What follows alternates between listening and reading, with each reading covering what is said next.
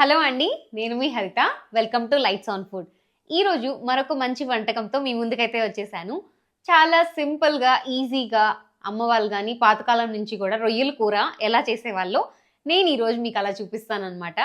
Simple రొయ్యల కూర ఎవరైనా చేసేసుకోవచ్చు. చాలా తక్కువ ఇంగ్రీడియంట్స్తో అండి, చాలా టేస్టీగా కూడా ఉంటుంది.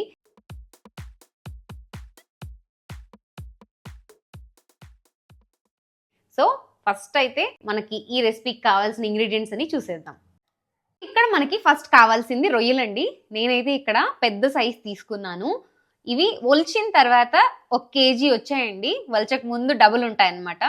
సో 1 కేజీ ఒలిచిన రొయ్యలు. అండ్ దానికోసం ఒక 3 ఆనియన్స్ అయితే తీసుకున్నాను, చిన్న సైజ్వి. అండ్ 2 టొమాటోస్, ఒక 3 పచ్చిమిరపకాయలు, ఒక పెద్ద స్పూన్ అల్లం వెల్లుల్లి పేస్ట్, అలాగే కొంచెం కొత్తిమీర. అండ్ దీంట్లోకి ధనియాలైనా తీసుకోవచ్చు, ధనియా పౌడర్ అయినా తీసుకోవచ్చు. ఇది ఇంట్లో పట్టించుకున్న ధనియా పొడి, అందుకని చెప్పి నేను పౌడర్ వేసుకుందామని పౌడర్ తీసుకున్నాను. ఇది ఎండు కొబ్బరి. ఫస్ట్ అయితే రొయ్యల గురించి ఒక 2 లైన్స్ అయితే చెప్తాను. చాలామంది ఈ మధ్య కాలంలో అంటున్నారు కదా, రొయ్యల్లో నరం తీయాలి, తీయకపోతే ఏదైనా అయిపోతుంది అది ఇది అని చెప్పి. మీరు చూస్తే అన్నిటికీ తీసే ఉన్నాయి. అసలు ఇది ఎందుకు తీయాలి, ఏంటది అనేది ఒక మాట చెప్తాను. మామూలుగా రొయ్య ఉంది కదా, మన బాడీ లాగే అనుకోండి. ఇటు సైడ్ ఒక లైన్, ఇటు సైడ్ ఒక లైన్ ఉండింది.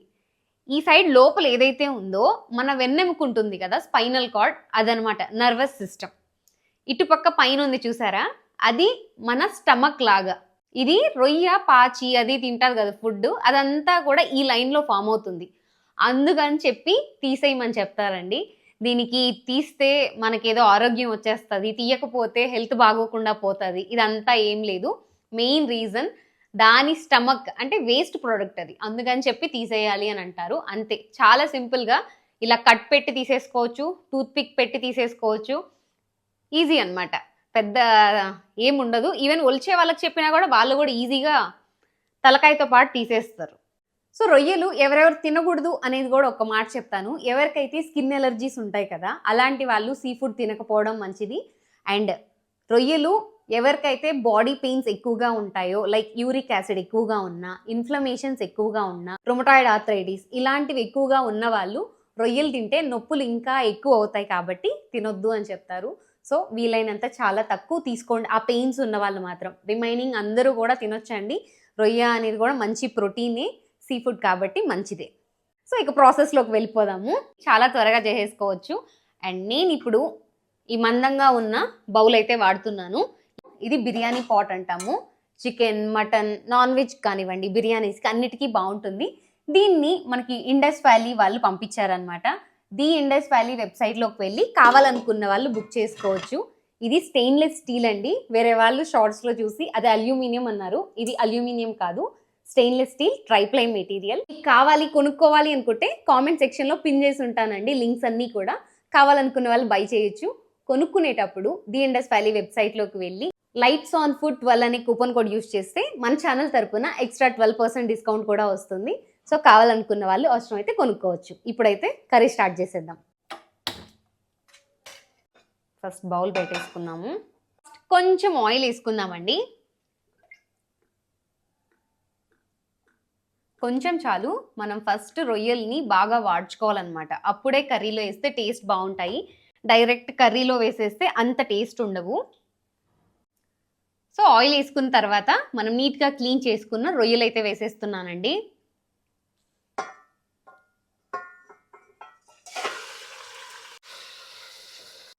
ఇప్పుడు ఈ రొయ్యల్లో ఒక 1.5 స్పూన్ పసుపు అయితే వేస్తున్నాను. అండ్ 1 స్పూన్ కల్లుప్పు అయితే వేస్తున్నానండి. ఇప్పుడు ఈ ఉప్పు, పసుపు, నూనెలో ఈ రొయ్యలు అనేటివి బాగా వాడాలి. మనకు రొయ్యల్లో నుంచి వాటర్ అనేది బయటకు వస్తుందండి. ఆ వాటర్ అంతా ఇంకిపోయి ఈ రొయ్య బాగా స్ట్రింక్ అయిపోయి ముడుచుకుపోతుంది. అప్పుడు మంచిగా ఉడికినట్టు అనమాట. సో వాటర్ ఏమీ లేనంత వరకు వాడ్చుకోవాలి. వాడ్చుకోవడం అన్నా కూడా ఏంటి అని అడుగుతారు కొందరు కామెంట్స్లో. మీన్స్ ఫ్రై చేసుకోవడం అండి. అలా కలిపి మూత పెడితే వాటర్ వస్తాయి, ఆ తర్వాత కొంచెం ఫ్రై చేసుకుంటే అవి ఇంకిపోతాయి. డన్. ఇప్పుడు మూత పెట్టేద్దాము.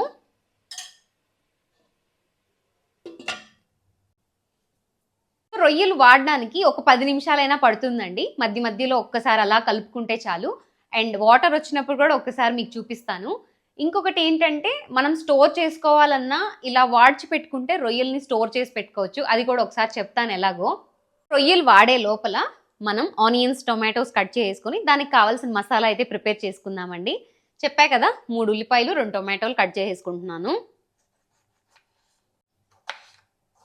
సో మీరు చూస్తే రొయ్యలు వేసిన ఒక 5 మినిట్స్కి ఇలా ఎక్కువ వాటర్ వస్తాయండి. మనం సపరేట్గా వాటర్ వేయక్కర్లేదు వీటికి. దాంట్లో నుంచి వచ్చే వాటర్తోనే అవి మంచిగా కుక్ అయిపోతాయి. ఒక్క చుక్క వాటర్ వేయలేదు, చూసారా ఎన్ని వాటర్ వచ్చాయో.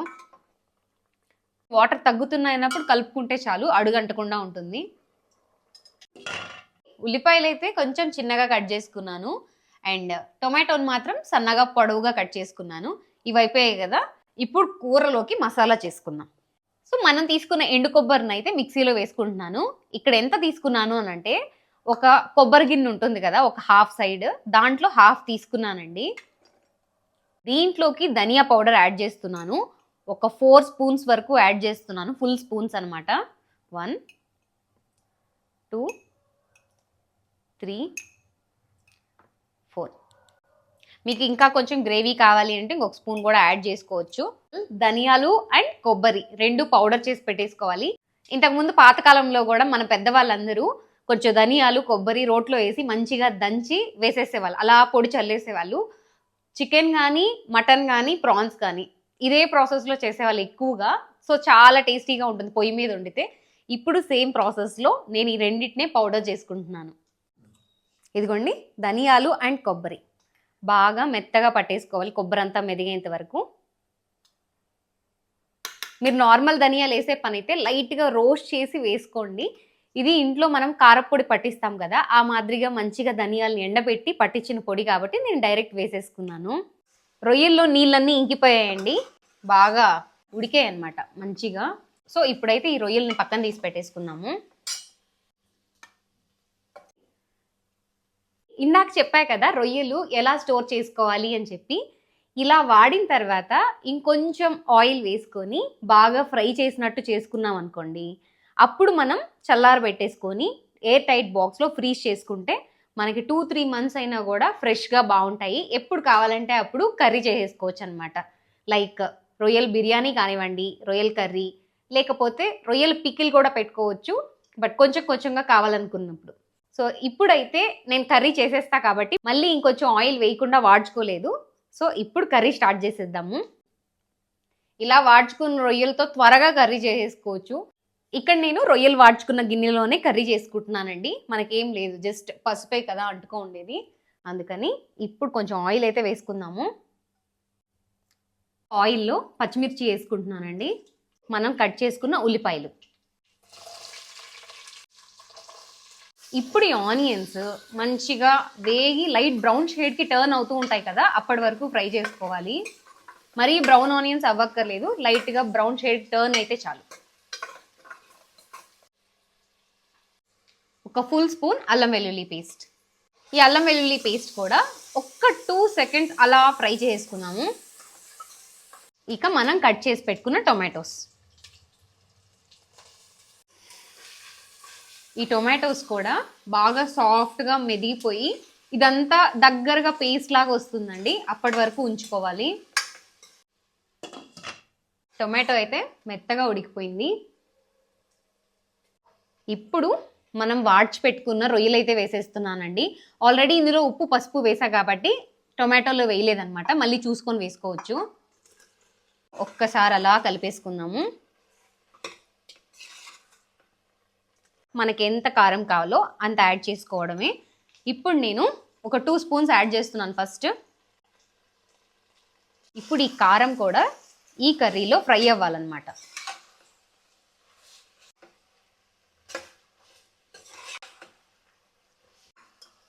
ఒక 1 మినిట్ కారం వేసుకున్న తర్వాత ఫ్రై చేసుకున్నాము. ఇలా వచ్చిందనమాట, మంచి కలర్ఫుల్గా ఉంది కదా. మెయిన్ మనం ఇందాక చేసుకున్నాం కదా కొబ్బరి అండ్ ధనియాల పౌడర్, ఇదైతే యాడ్ చేస్తున్నానండి. నేను మొత్తం యాడ్ చేస్తున్నాను.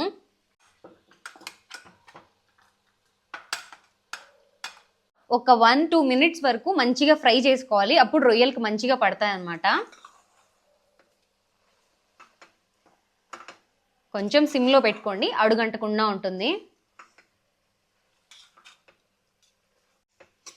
ధనియాల పౌడర్ వేయగానే మనం ఇంట్లో చేసుకున్నదైతే మంచి అరోమా వస్తుందండి. బయటది అంత స్మెల్ రాదనమాట. ధనియా పౌడర్ కూడా మంచిగా ఫ్రై అయ్యిందండి. చూడండి, ఇంకొంచెం డ్రైగా ఫ్రై చేసుకుంటే ప్రాన్స్ ఫ్రై కూడా అయిపోతుంది. అలా కూడా చాలా బాగుంటుంది. సో ఇప్పుడు నేను ఒక 1.5 గ్లాస్ వరకు వాటర్ వేసుకుంటున్నాను. వాటర్తో పాటు బాగా కలిపేసుకొని ఉప్పు కారం చెక్ చేసుకొని మూత పెట్టేసుకోవాలి. ఉప్పు తక్కువగా ఉంది, సో ఇంకొంచెం ఉప్పు అయితే యాడ్ చేసుకుంటున్నానండి. ఒక 1/2 స్పూన్ కల్లుప్పే వేస్తున్నాను. సో మన గ్రేవీకి తగ్గట్టు వాటర్ కూడా యాడ్ చేసుకోవచ్చండి. నేను ఇంకొక 1/2 గ్లాస్ అయితే యాడ్ చేస్తున్నాను. ఇది కొంచెం చిక్కగా ఉంది, ఉడికే లోపల ఇంకా చిక్కగా అయిపోతుంది. ఓకే, ఇప్పుడు మూత పెట్టి మంచిగా తెరలనిద్దాము. వాటర్ని బాగా ఉడకాలన్నమాట రొయ్యలు. ఇప్పుడు ఒక్కసారి మూత తీసి చూద్దామండి ఎంతవరకు ఉడికిందో. చూసారా, సగం పైన వాటర్ వరకు ఇంకిపోయాయి. కర్రీ కూడా దగ్గరగా వచ్చేస్తూ ఉంది. మీకు కావాలంటే ఈ గ్రేవీ కావాలి అనుకుంటే స్టవ్ ఆఫ్ చేసుకోవచ్చు. ఇంకొంచెం దగ్గరగా కావాలనుకున్నా కూడా ఉంచుకోవచ్చు అనమాట. నేను ఇంకొక 5 మినిట్స్ ఉంచుతాను. ఇదిగోండి, ఈ 5 నిమిషాల్లో ఈ 1 స్పూన్ గరం మసాలా అయితే వేస్తున్నానండి. కొంచెంగా ఫ్లేవర్ బాగుంటుంది. అలాగే ఒక పిడికిడు కొత్తిమీర తరుగు. ఇప్పుడు ఈ కర్రీని ఒక్కసారి అలా బాగా కలిపేసి మూత పెట్టేసుకుందాం. మళ్ళీ రొయ్యల కూర అయితే మంచిగా దగ్గరకు వచ్చేసిందండి. నాకు కావాల్సిన కన్సిస్టెన్సీ వరకు. స్టవ్ అయితే ఆఫ్ చేసేస్తున్నాను. సో మంచిగా అన్నం కానీ పరాటా కానివ్వండి, చపాతీ, దోశ అన్నిటికీ బాగుంటుంది. ఇప్పుడైతే అన్నంలో వేసుకొని తిని చెప్తాను నేను చేసిన కర్రీ ఎలా వచ్చిందో. చల్లారే కొద్దీ దగ్గరకు వచ్చేస్తూ ఉంటుంది. చాలా సింపుల్ కర్రీ కదా, ఏం మసాలాస్ ఎక్కువ యాడ్ చేయలేదు, ఇంగ్రీడియంట్స్ కూడా ఎక్కువ యాడ్ చేయలేదు. మనం చాలా త్వరగా చేసేసుకోవచ్చు కూడా. ఎంతో రుచికరమైన ఈజీ రొయ్యల కూర అండి. పిల్లలు కూడా చాలా ఈజీగా తినేస్తారు. మనకి చేప ఎలాగో ఈ రొయ్యలు కూడా అలానే అన్నమాట. సీ ఫుడ్ కాబట్టి హెల్త్కి మంచిదేను, ప్రోటీన్ కంటెంట్ ఎక్కువగా ఉంటుంది.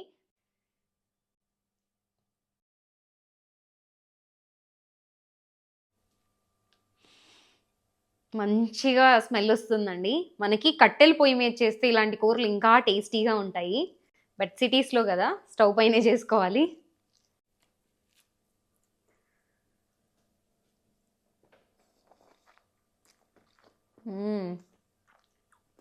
భలే ఉంది. కర్రీలో అయితే ఎటువంటి అడ్డం ఏమీ ఉండదు. బోన్స్ కానీ ముళ్ళులు కానీ రొయ్యలు తింటూ ఉంటే. సో చాలామంది రొయ్యలు తినడానికి ఇష్టపడతారు, కొందరు తినరు అనమాట. ఇలా ఒకసారి ట్రై చేసి చూడండి, తప్పకుండా నచ్చుతుంది. సో చూసారు కదా, ఈజీగా కమ్మగా ఉండే రొయ్యల కూర అండి. వంట రాని వాళ్ళు కూడా ఈజీగా చేసేయచ్చు, అంత సింపుల్గా ఉంది. తప్పకుండా ఇంట్లో ట్రై చేసి చూడండి. పిల్లలకు కూడా చేసి పెట్టండి, చాలా ఇష్టంగా తింటారు. అండ్ ఎవరికైతే సీ ఫుడ్ కానీ రొయ్యలు కానీ ఇష్టంగా తింటూ ఉంటారు కదా, అలాంటి వాళ్ళకి తప్పకుండా షేర్ చేయండి ఈ కర్రీని. చాలా బాగుంది. సో మీరు మీ ఫ్యామిలీ మంచిగా వండుకొని తిని హ్యాపీగా ఉండండి. నేను ఇప్పుడు ఈ రైస్తో పాటు కర్రీని తిని ఎంజాయ్ చేసేస్తాను. మరొక మంచి వంటకంతో మీ ముందుకైతే వచ్చేస్తా. నేను మీ హరిత. Subscribe to lights on food channel. Thank you so much for watching.